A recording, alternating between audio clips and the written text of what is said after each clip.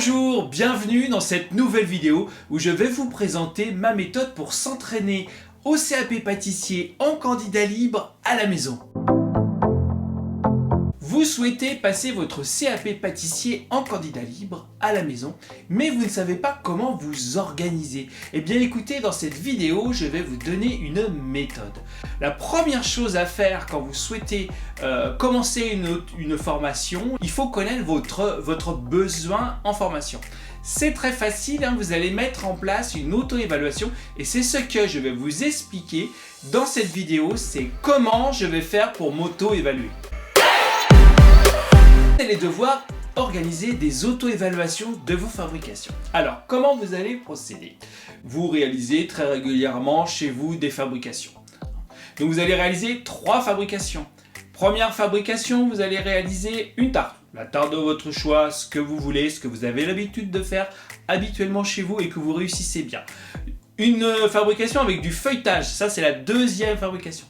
Celle que vous avez l'habitude de faire, si vous n'en avez jamais fait, prenez le temps de faire les choses convenablement. Et la troisième fabrication, ça sera un entremets, c'est-à-dire une charlotte, un gâteau au chocolat, un miroir aux framboises. Ce que vous avez l'habitude de faire, ce que vous aimez faire et ce que vous réussissez le mieux. Ces 3 fabrications, vous n'êtes pas obligé de les faire le même jour. Vous pouvez les répartir sur plusieurs jours, même sur plusieurs semaines. Vous vous organisez comme vous voulez. Et ces 3 fabrications, il va falloir les auto-évaluer. Et c'est ça, je vais vous expliquer comment vous allez réussir à vous auto-évaluer. Vous allez devoir maintenant évaluer vos fabrications. Allez, première évaluation possible, technique non maîtrisée. Ça veut dire produit non fini, produit non commercialisable, on ne peut pas le retrouver dans une boutique d'un professionnel, vraiment c'est un produit qui n'est pas professionnel, qui n'est pas commercialisable, et produit non comestible, c'est-à-dire il n'est pas bon, il n'est pas agréable à la dégustation, il est vraiment raté. Donc voilà, donc ça c'est une première évaluation que vous allez faire. Alors, si vous considérez que le produit il n'est pas fini, c'est-à-dire qu'il n'est pas commercialisable dans une boutique et il n'est pas comestible, ou l'une des 3 ou les 3 en même temps, vous allez vous auto-évaluer et vous allez vous donner la note de 1 sur 10. Ça c'est une première possibilité d'évaluation. Deuxième possibilité qui s'offre à vous, je l'appellerai technique en cours d'acquisition. Produits non conformes, produits en cours d'acquisition et produits non commercialisables.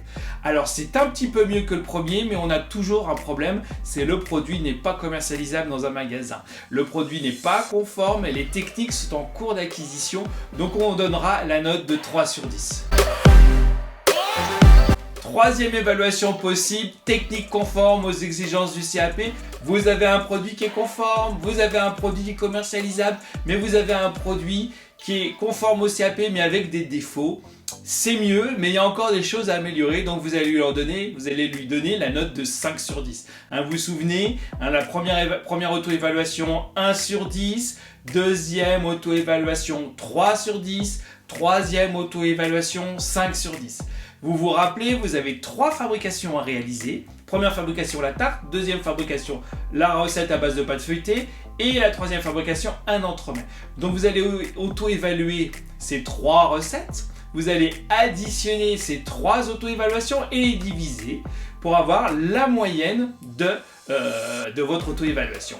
Avec cette moyenne, vous allez être capable de déterminer le temps que vous allez devoir consacrer de façon hebdomadaire à l'entraînement du CAP. Et bien voilà, une fois votre auto-évaluation faite, vous allez pouvoir savoir la quantité d'heures de travail que vous allez devoir consacrer à l'entraînement au CAP.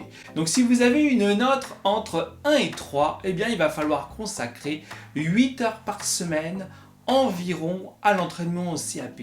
Si vous avez une note entre 3 et 5, vous allez pouvoir consacrer en moyenne 6 heures de travail pour vous entraîner au CAP pâtissier. Et si vous avez une note au-dessus de 5, considérez que vous avez besoin de 4 heures par semaine d'entraînement quotidien pour pouvoir accéder au niveau du CAP pâtissier. Eh bien, j'espère que cette méthode va vous aider dans votre projet et dans votre organisation.